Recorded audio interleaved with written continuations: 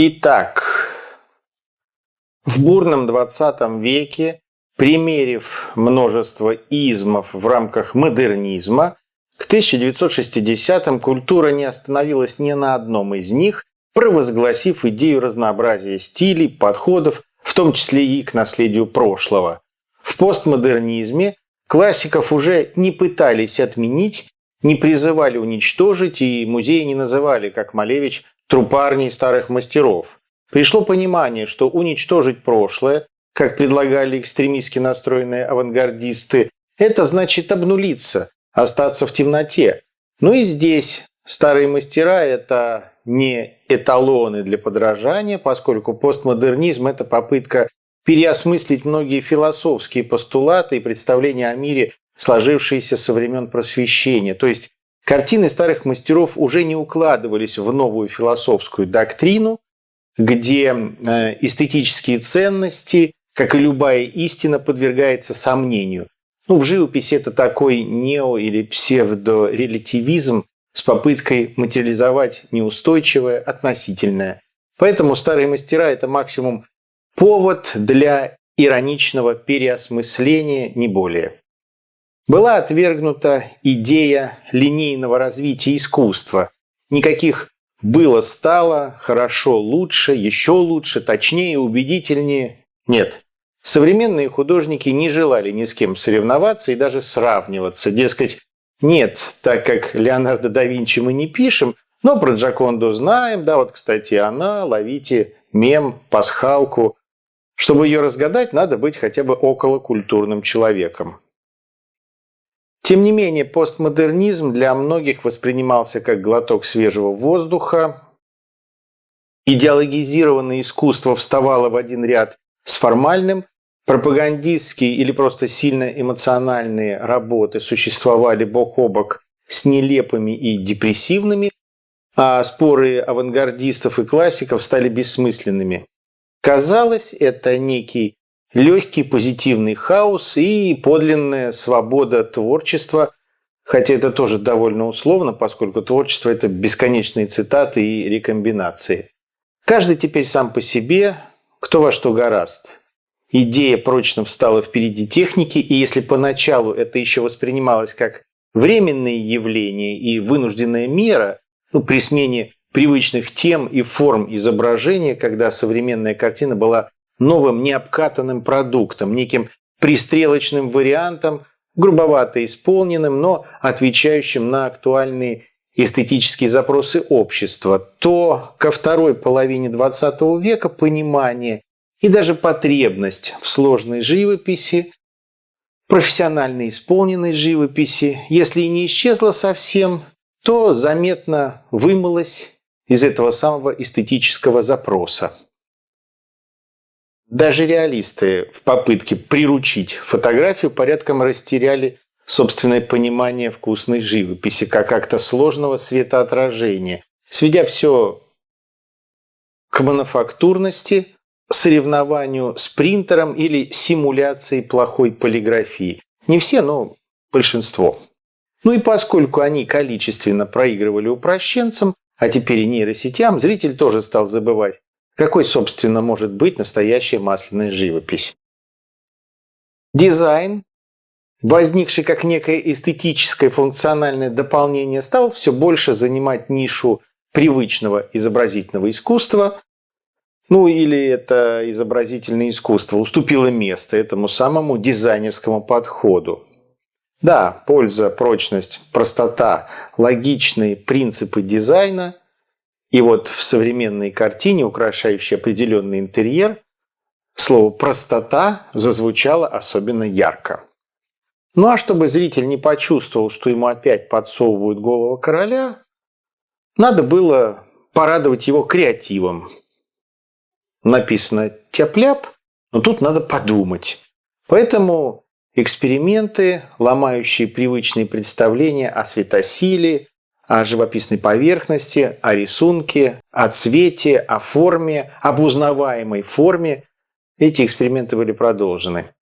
Оригинальность вдруг стала одним из важнейших критериев оценки художественного произведения. И, как всегда, Публика радовалась неожиданному и новому. Только все это довольно быстро закончилось, поскольку любое упрощение менее вариативно, не спасали даже цитирование и симуляции. Да, во второй половине 20 века вполне сгодились перелицованные новые идеи начала века, но были опыты, действительно ломающие общепринятые представления. Жаль, что к живописи это имело уже мало отношения. А зачем? Выходит фигурист на лед и вместо сложного катания достает топор и начинает долбить лед. Потом коктейли со льдом предлагает. Необычно. Такой выход был очевиден. Переместить креатив с двухмерной плоскости холста вовне, предложив зрителю вместо традиционной картины 3D-объекты, инсталляции, делая акцент на личности самого художника, на акциях, перформансах, и тому подобное. Так что постмодернизм – это уже и не про картину в привычном понимании. После опытов с поп-артом и пограничных с китчем предложениях были яркие, фактически театрализованные представления уже очень около картин в попытках окрасить художественными красками обыденное, некрасивое, деструкцию, поэпатировать зрителя табуированными темами или придать разрушению окрас созидания, создать новый арт-объект, называя эстетическим нечто противоположное. И голого короля, приправленного болтовней искусствоведа, никто не отменял. Самое позитивное в постмодернизме – это, пожалуй, юмор. Именно юмор, а ведь в России от него до сатиры полшага. Юмор, ирония, особенно самоирония – прекрасная вакцина против снобизма, пафоса и самолюбования, которые застят глаза и останавливают всякое развитие. Так что постмодернизм – это такая эпоха усталой культуры, и она не может длиться вечно.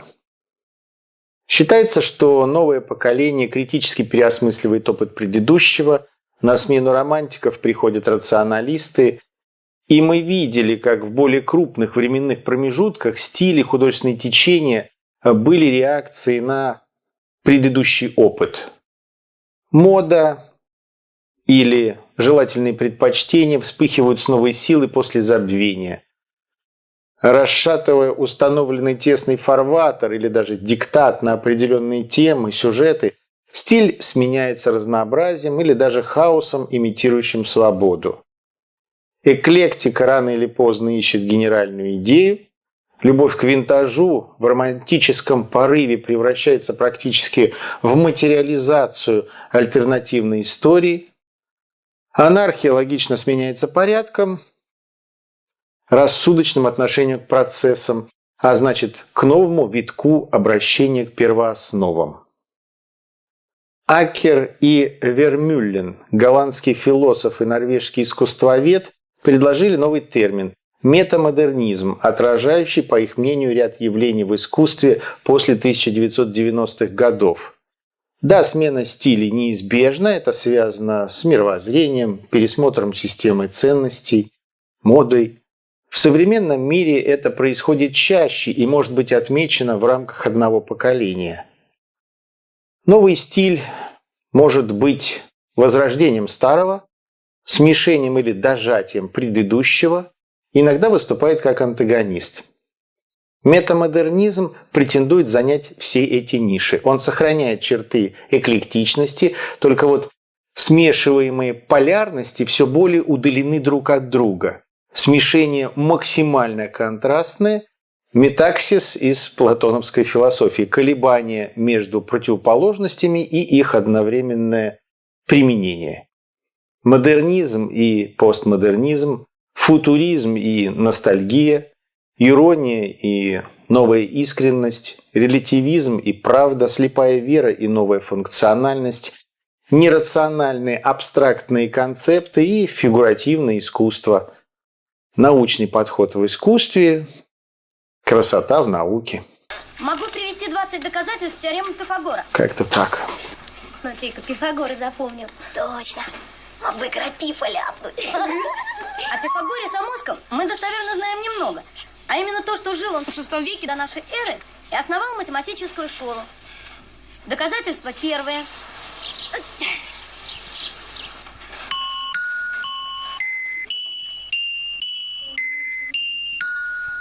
Метод сложения. Метод разложения. Метод укладки паркета. И, наконец, стол невесты. А теперь позвольте привести решение вчерашних задач. С интегралами, без интегралов и в системе координат.